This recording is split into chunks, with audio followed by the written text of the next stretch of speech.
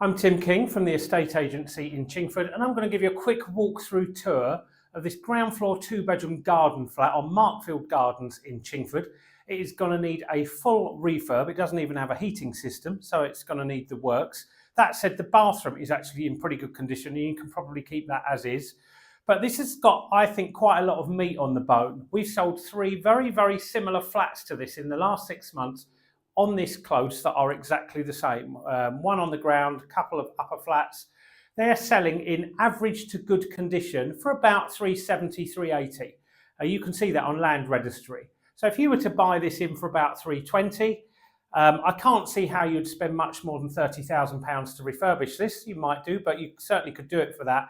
There's a lot of meat on the bone. You're going to end up with a lovely new long lease garden flat in great condition, and you're going to build in £30,000-40,000 worth of equity. So let's take a look around.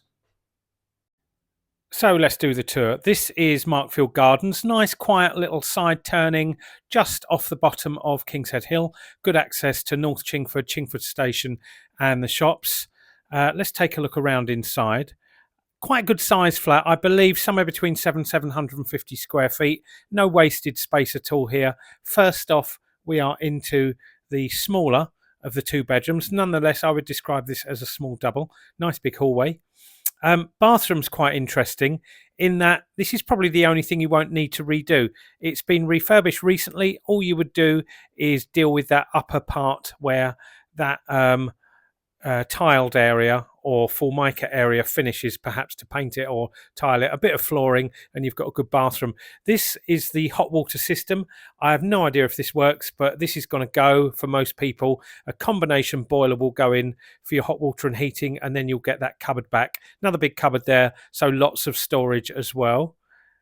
Now this is the main bedroom, really nice sized bedroom. This is going to take a full-size bed and a couple of wardrobes, chest of drawers, plenty big enough. Again, no radiators in here, no heating, so a boiler and some radiators will be required.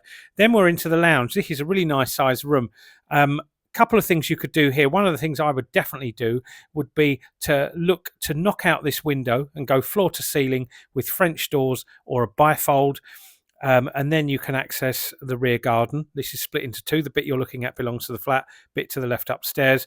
But that is going to give you a really nice big light room, and you can step straight out into your garden, which I think will really bring this flat to life.